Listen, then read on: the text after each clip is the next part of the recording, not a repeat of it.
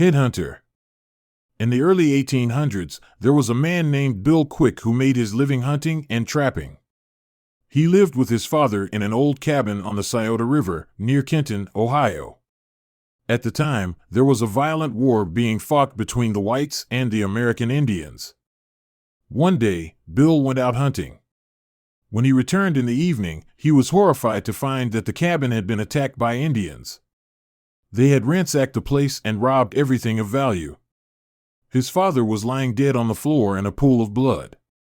Bill flew into a rage, and there and then, he swore that he would get revenge for his father's murder. From that moment on, he launched a one-man war against the Indians. He stalked the woods and rivers, searching for Indians and killing any he came across. Bill didn't care if they were guilty or innocent. He killed indiscriminately. He would hide in the trees, watching the Indians, and when they least suspected it, he would throw his knife and stab them in the heart. He would chase them on horseback and shoot them down where they stood. He would wait until they went to sleep, and then he would bash their skulls in with an axe. He showed no mercy. After he killed the Indians, he chopped off their heads and took them home with him. In his cabin, Bill put up shells on the wall to display the severed heads of his victims. As the years passed by, he amassed a collection of 99 grotesque severed heads, and he displayed them all proudly, like trophies on his wall. One more head, he told himself. Just one more head, and then my revenge will be complete. However, the Indians were aware that a crazy white man was after them. They stayed on their guard at all times, and eventually most of them left the area. Bill never managed to get his 100th head. He was struck down by a fatal illness. As he lay on his deathbed, he called his son, Tom, to his side. Pointing to the rows of severed heads on the wall, he said, "It's up to you now, Tom. You must complete my mission. You must get me that 100th head. If you don't, I'll come back to haunt you." Tom promised his father that he would do his best, and shortly afterwards, Bill Quick died. Tom tried to make good on his gruesome vow, but he wasn't much of a hunter. In fact, he didn't like violence at all, and he couldn't even shoot straight. Anyway, by that time, all the Indians had left the region. Night after night, Tom stared at the severed heads on the wall. He kept putting off the unpleasant duty of filling the final space on the shelf. He felt very guilty about failing to keep the promise he made to his father.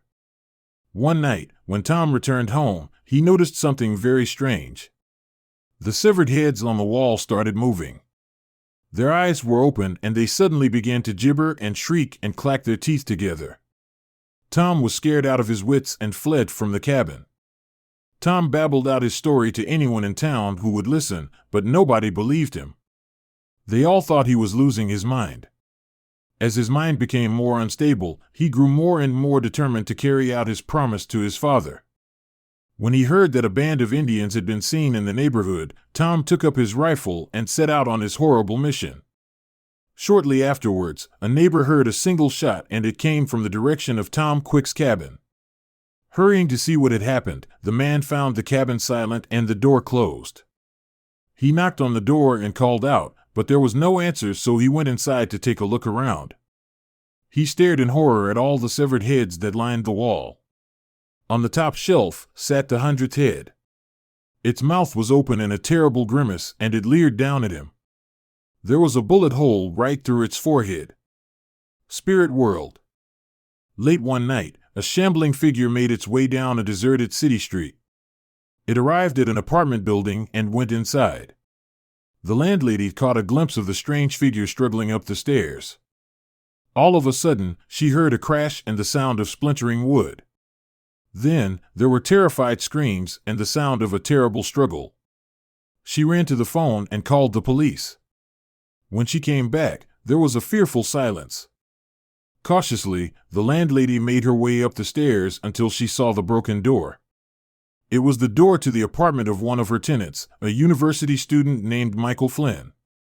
Peering through the doorway, she saw Michael lying on the floor. He was mortally injured and his face had been beaten to a pulp. She helped him onto the bed and tried to make him comfortable, but it was clear that he was dying. "What happened, Michael?" the landlady cried. Michael let out an agonized groan. It all started with my lecturer at university, he said. His name was Professor Jerome. He was an old man with gray hair and he walked with a cane. He must have been 70 years old if he was a day. He was doing research on hypnotism and I volunteered to be one of his test subjects. One evening, he invited me to his house. He wanted me to assist him with a hypnotic experiment. He told me he wanted to put me into a trance. I felt a little nervous, but I trusted him. After all, he was my professor. He took out his pocket watch and held it in front of my eyes. I watched it swinging back and forth. I listened to the soothing sound of his voice and gradually, I felt myself falling into a trance. All of a sudden, I felt as if I was separating from my body. I was a free spirit, cut loose from the flesh. I was floating up, and when I looked down, I saw my body sitting in the chair and Professor Jerome standing over me.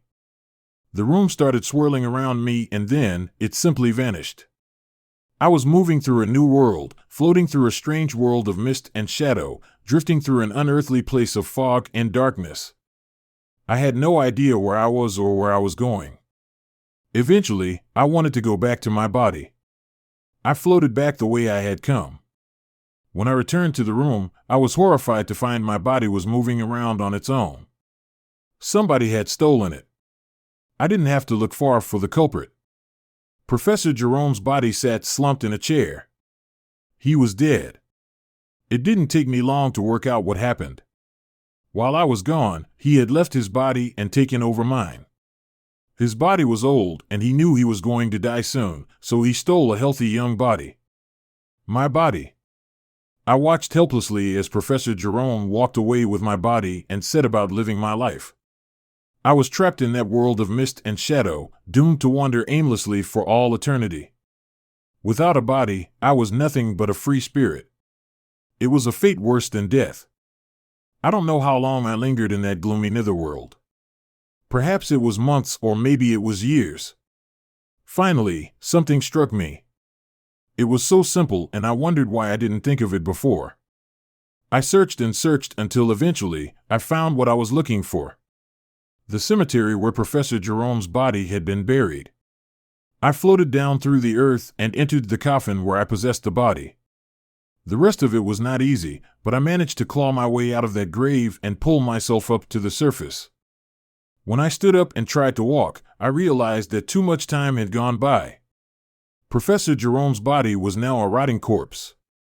With every step I took, pieces of flesh were dropping off.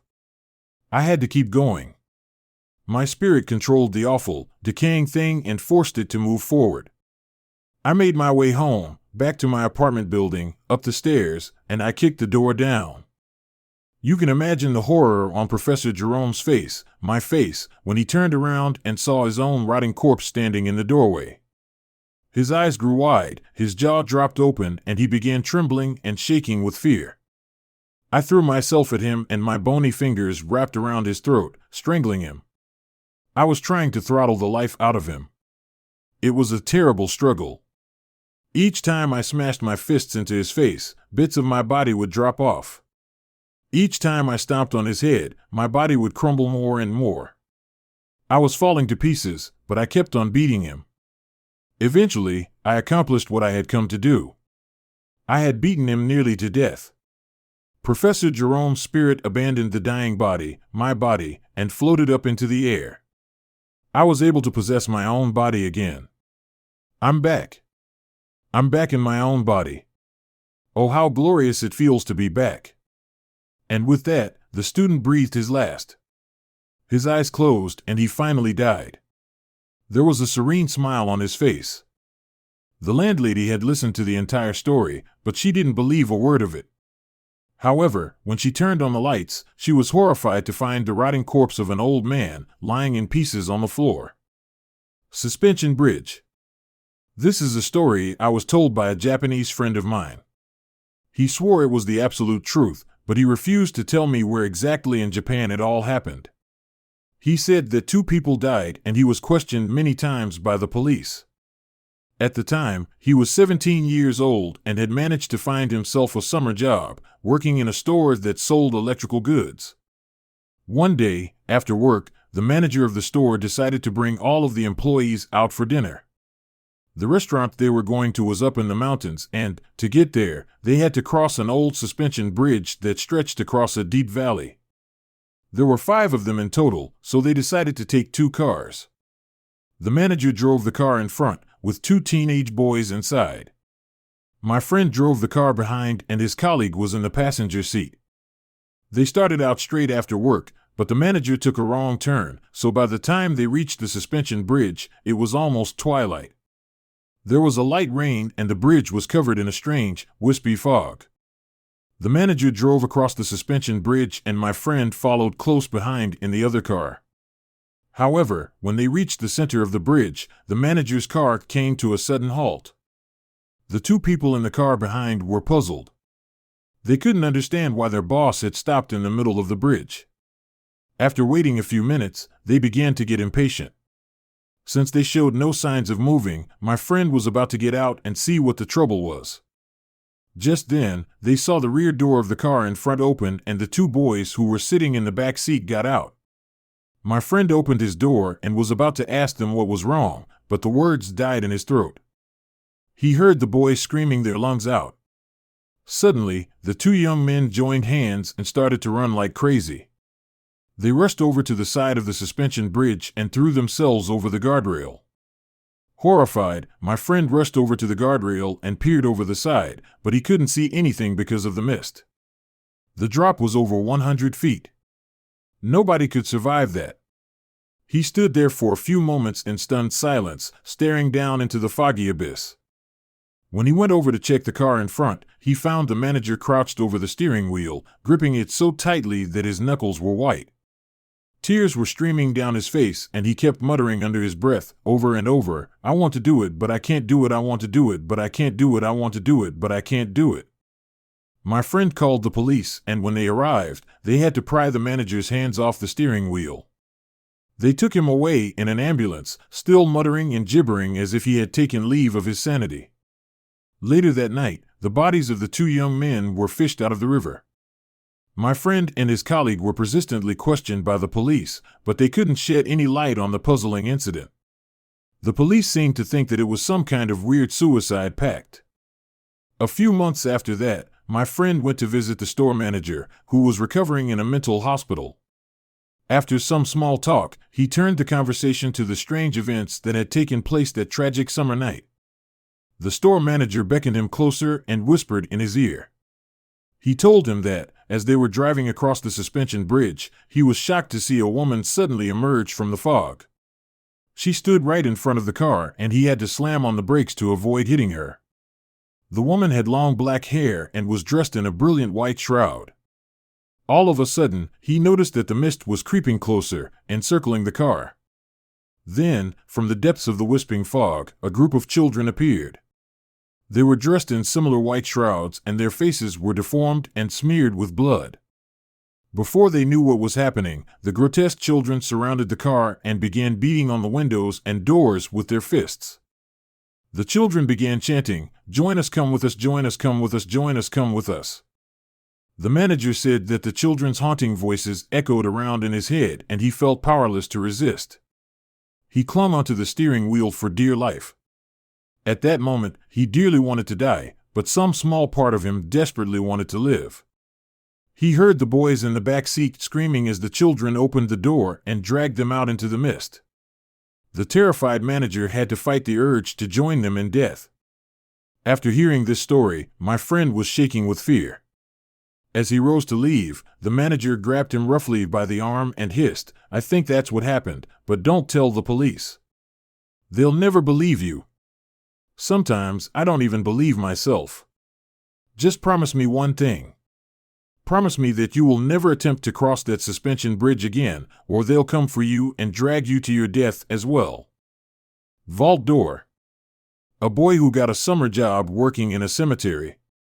It was not the type of work he would normally choose, but his dad was friends with the undertaker and had convinced him to take the job, despite his fear dead bodies. It was a very eerie place to work, and after being there for over a week, the boy still got the creeps when he caught sight of a corpse. Luckily, he didn't have to get anywhere near the dead bodies. His work consisted mainly of digging graves, sweeping, polishing, and cutting grass. His boss, the undertaker, was the one who prepared the dead bodies for burial. The scariest things were the vaults. Families bought these large tombs, and every member of the family who died was placed inside the vault in a coffin. It creeped him out to think about all those bodies lying around inside the dusty chambers and secret rooms. The boy gradually got used to working in the cemetery, and everything went well until, one evening, the unthinkable happened. While he was inside one of the vaults, sweeping the floor and polishing the nameplates, a gust of wind blew the vault door shut. He realized, to his horror, that he was trapped in the crypt, surrounded by dead bodies in coffins, with no one to help him. His worst nightmare was coming true. He shouted and hollered, but it was no use. The undertaker's house was too far away, and nobody could hear him. As the hours passed by, the desperate boy realized that he would have to rely on himself, and began trying to think of a way out.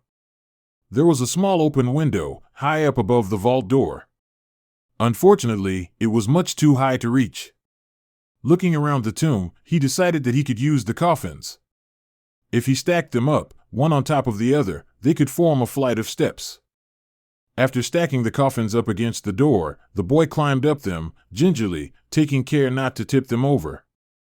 Just when he thought his plan was working, he stepped on the top coffin and the wood gave way under his weight. His foot went straight through the coffin lid, and he felt a sudden, sharp pain in his leg. Crying out in agony, he could picture the splintered wood and rusty nails slicing into his skin. The stack of coffins began to wobble, and for one horrifying moment, he thought he was going to lose his balance and tumble down to the stone floor. Luckily, he managed to grab onto the window and steady himself.